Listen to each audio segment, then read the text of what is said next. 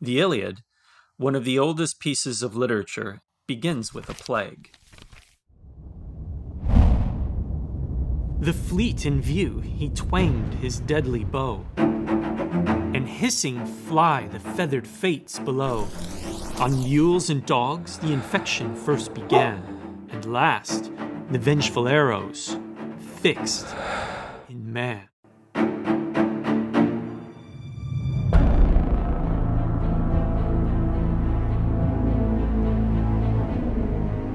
Stories about great change often begin with a plague. No matter how vast your kingdom or how tall your monuments, disease and infection weakened economies, armies, morale, and ultimately brought the demise of even civilizations.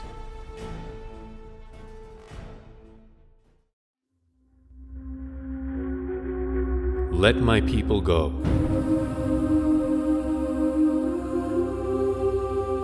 So that they may worship me. Or this time, I will send the full force of my plagues against you, and against your officials and your people.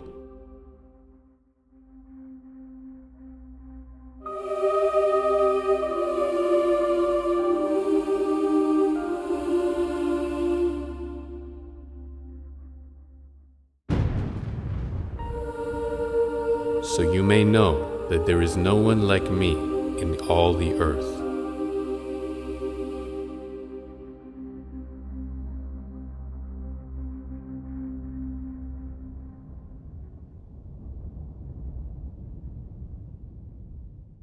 In story after story, once a human being has been humbled and the gods and their higher way of life are appeased, the plague is lifted. Notice just how clear that sounds. The plague is lifted. There's more to this plague than simply what's under a microscope. It's part of something bigger. There is unease and unrest even before the sickness spreads.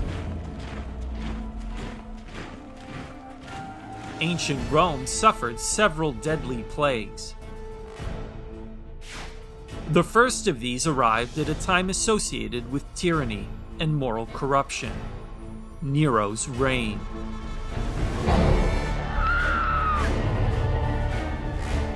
Nero falsely accused and executed with the most exquisite punishments those people called Christians. They were killed by dogs by having the hides of beasts attached to them. Or they were nailed to crosses or set aflame. When the daylight passed away, they were used as nighttime lamps.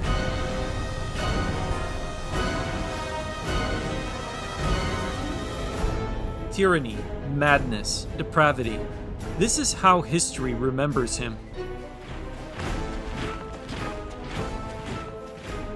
Rome rebuilt to even greater heights.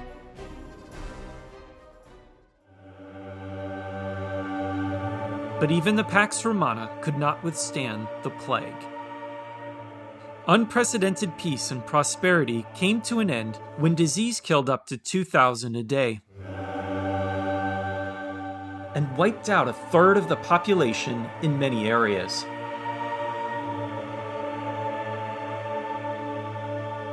Plague only hastened what was already occurring.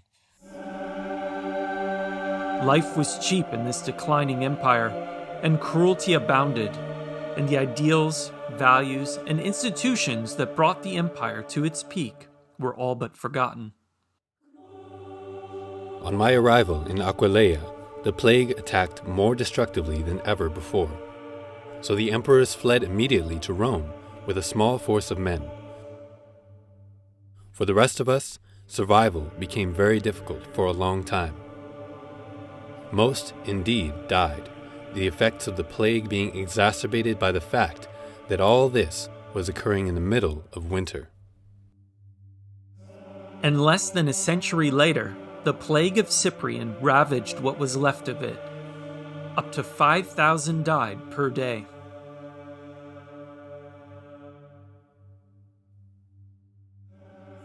If Rome's great mistake was to persecute Christianity, then what is our mistake today?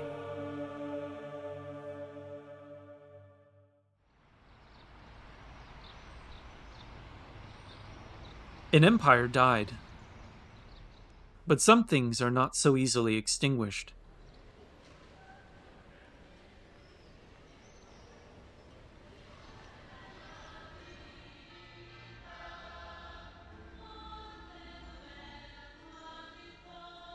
Generation after generation, century after century, millennium after millennium, plagues are part of the human experience.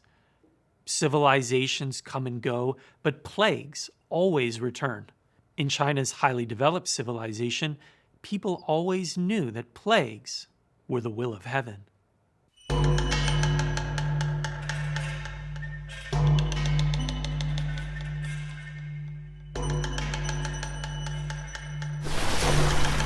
During the first 9 years, all went well.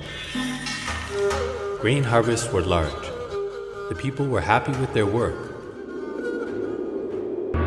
Doors were left unlocked at night. That was the period of first abundance. Another 9 years of prosperity followed. That was the second period of abundance. 9 years more, the fields continued to flourish. That was the period of third abundance. During that time, the people enjoyed great happiness. Who could have foreseen that extreme joy would give birth to sorrow? In ancient China, plague was a prelude to change. When a good king can reproach himself, the land prospers. When a king puts the blame on others, the country declines. When rulers became cruel and corrupt, natural disasters followed. Famine, rebellion, and destruction would bring each of these once great and powerful dynasties to a close. The Han Dynasty is considered a golden age. But its last years tell a different story. Massacres, puppet emperors, and the evil warlord Dong Zhuo incited war and rebellion. He would publicly torture his enemies for entertainment in gruesome ways, such as cutting out their tongues and eyes and burning them alive at banquets. The villain Dong Zhuo has robbed the empire and murdered the emperor. Heaven and earth will not bless him. The gods and men alike will not accept him. That period saw one of the worst plagues in China's imperial history. At its peak, the Han Dynasty population exceeded 60 million. After plague and war ravaged the last years of the dynasty, the population shrank to only 23 million by the time the dynasty fell. Out in the field are bones from dead people. I traveled 300 miles without hearing one rooster crow.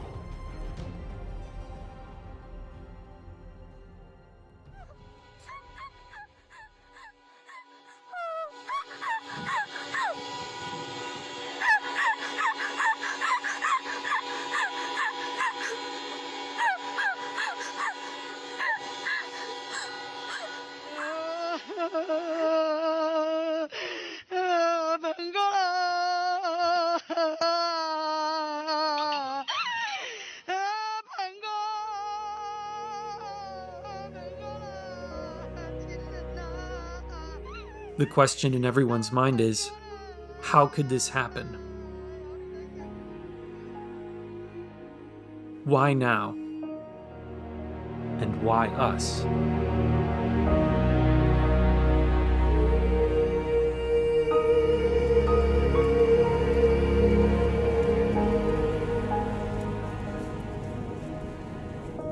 Many people feel that change is coming.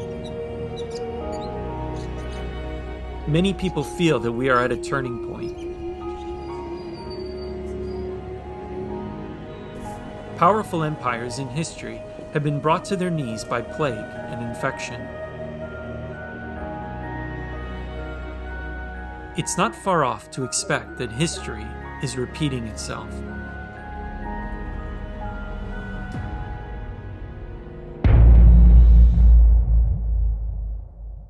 中方始终本着公开、透明、负责任的态度，执行党的决定。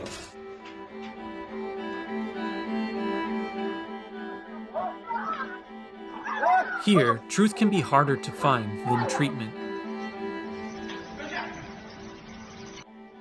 In China, ground zero for the pandemic, people are trapped. 毫无保留同各方分享防控和救治经验。重症患者我们不收，生活不能自理了我们也不收。这些做法体现了人道主义精神，体现了一个负责任大国的责任担当。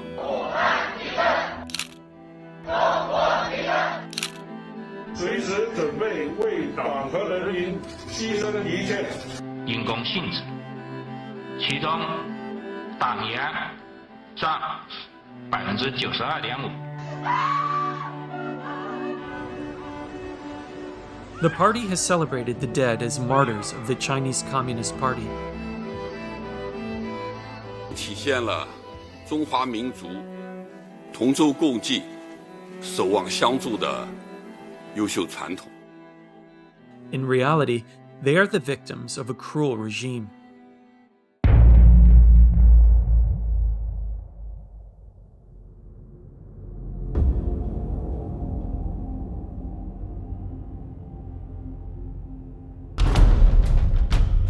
It's a regime forged in bloodshed, and it's never washed that blood off its hands.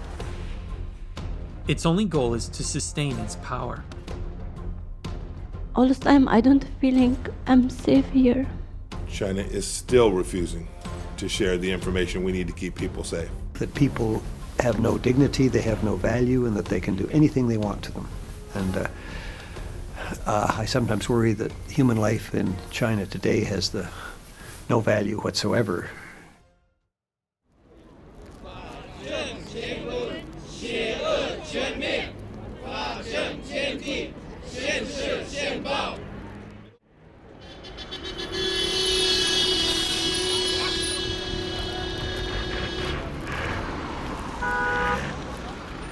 Go! Hey! Go! Go! Go! 开车，走，等着。走，没这么快，等着，走。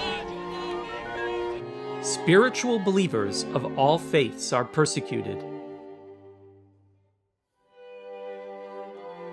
I was taken to a special room and placed in a high chair. Bands held my arms and the legs in place and tightened when they pressed a button.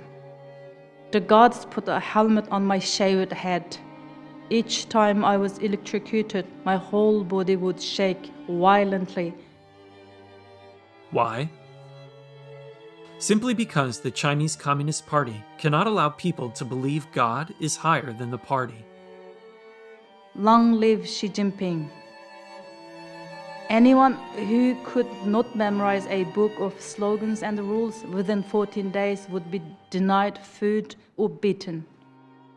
Would be 1.5 million people detained in concentration camps in Xinjiang right now. If the world had stood up and stopped what was happening to Falun Gong 10 years ago, not a chance. I was a young surgeon. We come to a place called Western Mountain Execution Ground. More than 100 armed police. They were there. Chief surgeon said, get the liver and the 2 kidneys. When they cut through, blood still coming out. That means this person's still alive. We couldn't say no because there's no way you can say no. Killing your own citizens who believe in truth, compassion, forbearance. You are killing these people for their organs? What outrageous behavior. Are you a civilized government? Are you worse than Hitler? Are you worse than Stalin? They're tortured to death until they renounce, or rounded up in concentration camps to be killed for their organs, which are sold on the foreign transplant market. It's inevitable that justice will prevail. However, it's our choice whether that happens sooner rather than later. Can we allow evil to write this chapter of human history?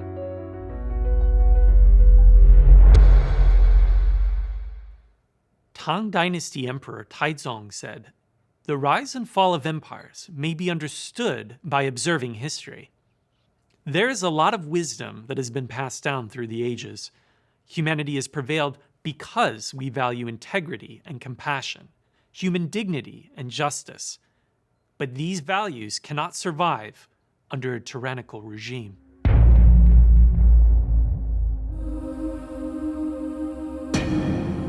This regime's influence reaches into nations all around the world.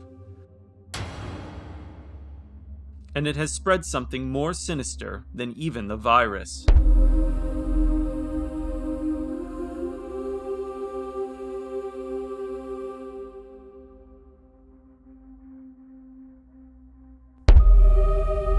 The recent pandemic cast a harsh light on reality, and we see how the whole world has aided this evil regime.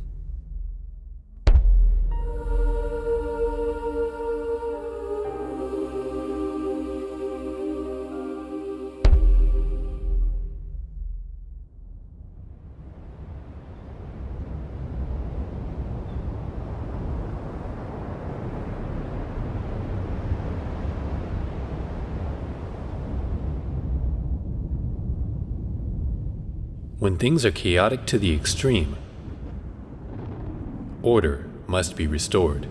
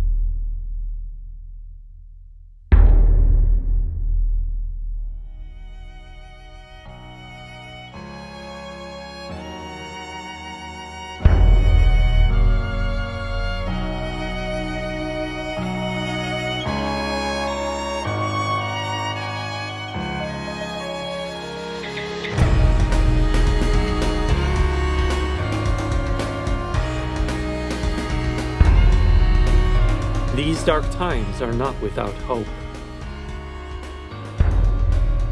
Though all of us come from different countries, cultures, and walks of life, we share universal values. We can still summon our compassion and integrity. We can still uphold justice and human dignity.